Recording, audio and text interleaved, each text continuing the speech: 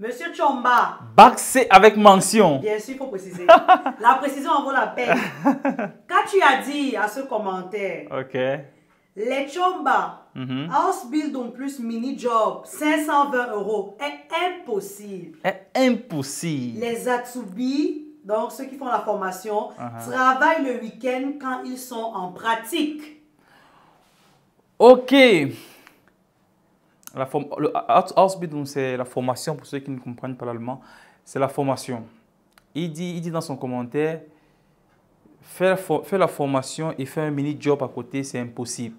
Ce commentaire vient après la vidéo qu'on a faite l'autre jour, celle de deux jeunes qui sont en formation et qui veulent faire l'unité des finances.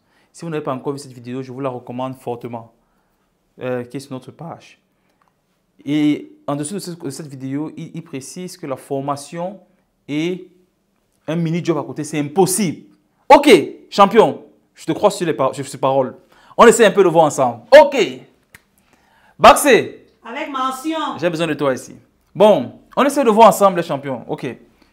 On va un peu évaluer sur une semaine. Parce que, évaluons sur une semaine. Un jour a combien de 24 heures? Une semaine a combien? 24 x 7, non, boss. C'est ça, c'est ça. 24 x 7. C'est le 24 x 7 là. C'est ça qui est censé le dire. 168, c'est ça? Attends, je recommence. 168, exactement, monsieur Chomba. Ok. Une semaine. Tu ne peux pas être marié à une femme à bac C, tu n'es pas pragmatique. Je ne suis pas moi-même un petit bac C. C'est ça.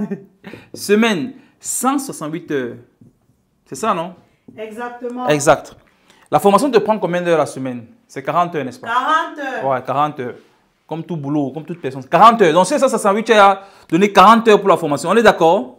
Effectivement. Super. Il te reste 128 heures. Bac C. Avec mention et... Ok. Formation, 40 heures déjà. On suppose que pour aller en cours, rentrer, en fait, démarches pour aller en formation, revenir, en cours tous les jours, ça te prend un peu de temps. On va te donner 1 heure par jour, 30 minutes aller, 30 minutes retour. C'est bon, non? Non, disons même 1h30. Rien qui dit. Oui, disons 1h30. Fois 7, ça fait combien? Oui, 1h30 fois 7, ça fait combien? C'est 90 minutes fois 7, non? Oui. Non, 1h30.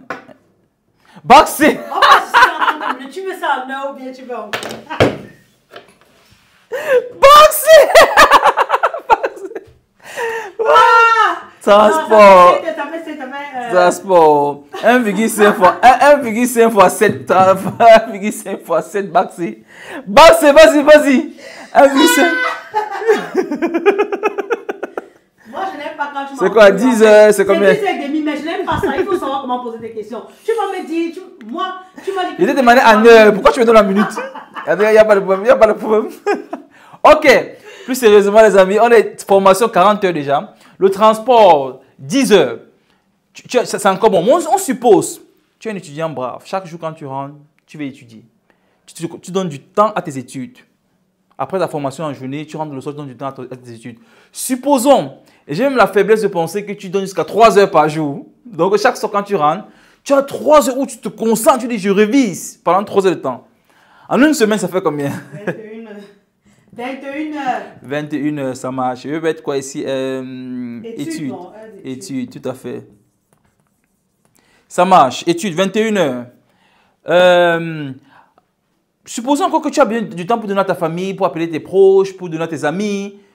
Supposons que chaque jour, tu donnes même 2 heures. Toi et moi, nous savons que tu n'en donnes pas autant. Mais supposons que tu donnes même 2 heures à ta famille, à tes amis, à tout ce que tu veux. Amis, famille, tout ce que vous voulez. 2 heures par jour, ça va faire 14 heures. 14 heures la semaine. Supposons que tu sois, que tu aies besoin de temps pour toi-même. Le sommeil. Le sommeil, très important, le sommeil.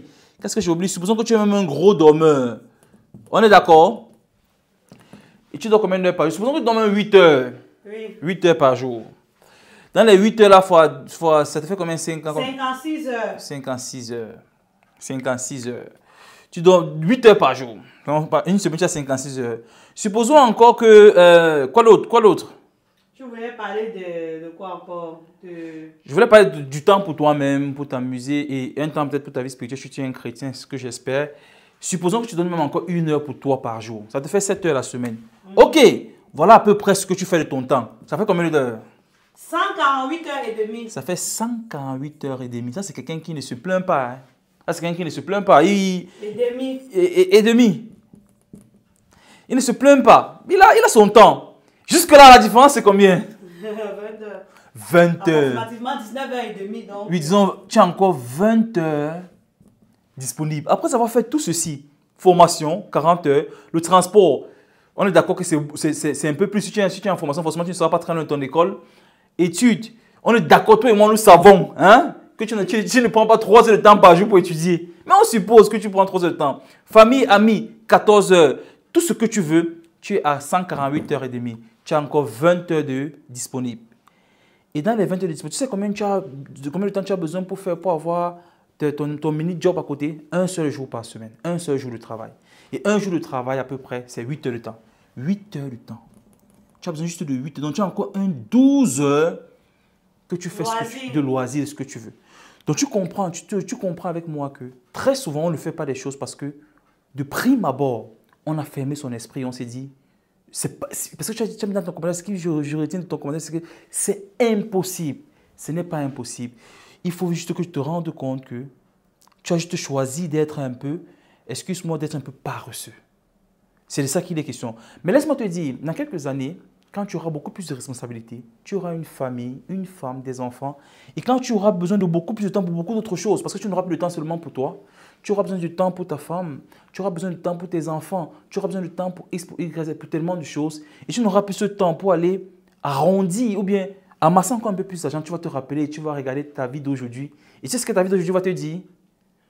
Il aimerait bien ma vie, le mec. Il aimerait bien ma vie, le mec. Il aimerait bien ma vie. Et tu es dans cette circonstance maintenant, tu peux.